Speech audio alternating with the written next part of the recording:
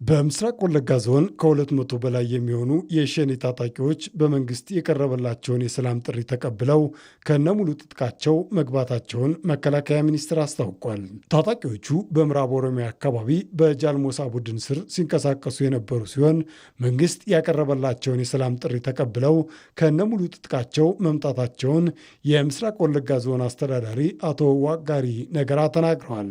ነገኝ ኡመተ ኬኛፍ ሙርቴሳዳ ሰላም ለወለጋ ህዝብ ብቻ ሳይሆን ለመላው የሀገራችን ህዝቦች ጠቃሚ ነው ብላችሁ በሰላም በመመለሳችሁ በዞናችን ህዝብ ስም እያመሰገንኩኝ በሰላማዊ መንገድ ከሁሉም የጸጥታ ኃይሎች ጎን ለመቆም ዝግጁ መሆናችሁና እርስ በርስ ከመገዳደል እንድንወጣ በመወሰናችሁ የተሰማኝ ደስታ ወደር የለውም።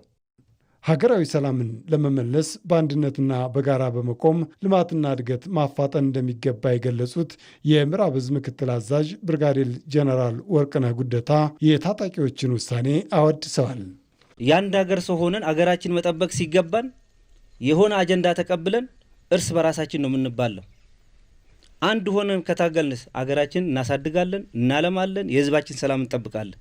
የታጠቁ ኃይሎች ለኦሮሞ ህዝብ እንታገላለን በሚል ሽፋን የህዝብን አንድነትና ሰላም ለችግር ማጋለጣቸውን የገለጹት የኦሮሚያ ፖሊስ ኮሚሽን ምክትል ኮሚሽነር ሀብታሙ ለማ ዛሬ ግን የሰላም ጥሪውን ተቀብለው የመጡ ኃይሎች ለህዝብና ለመንግስት የሚጠቅም አይነተኛ ውሳኔ መወሰናቸውን አስረድተዋል።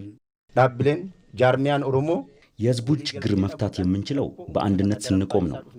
ችግሮች እንኳን ቢኖሩ በሰላማዊ መንገድ ተወያይተንና ተመካክረን መፍታት እንችላለን። እናንተም ይህንን ተገንዝባችሁ በመምጣታችሁ ላመሰግናችሁ እወዳለሁ።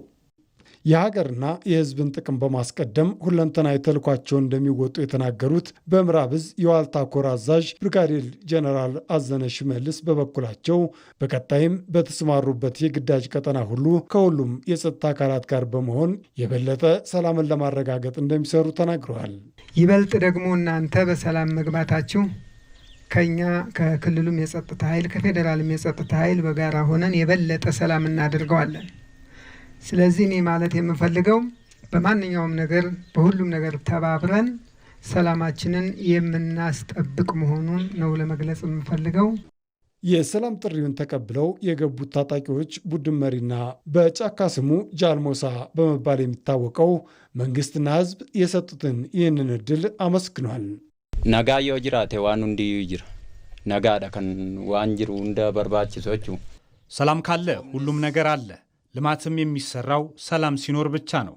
ከመንግስት የጸጥታ ኃይሎች ጋር በመሆን የህብረተሰባችንን ሰላም ለማረጋገጥ በአግባቡ እንሰራለን። የታጣቂ ቡድኑ ምክትልና ጃል መራራ በመባል የሚታወቀው ደግሞ ህዝባችንን ሰላምና ረፍት አሳጥተነው ቆይተናል ያለ ሲሆን ለህዝባችን ሰላምና ክብር ሲባል በሰላም ለመታገል መጠናል ብሏል። ሁንዲ ኩኑ ከሩማ ከራሳ እኛም ሆን የመንግስት አካል ምን ማድረግ እንዳለብን ከተግባባን በኋላ የህዝባችን ጠላቶች በርካታ ስለሆኑ በተባበረ ክንዳችን የጠላትን ኃይል ለመመከት ተዘጋጅተናል።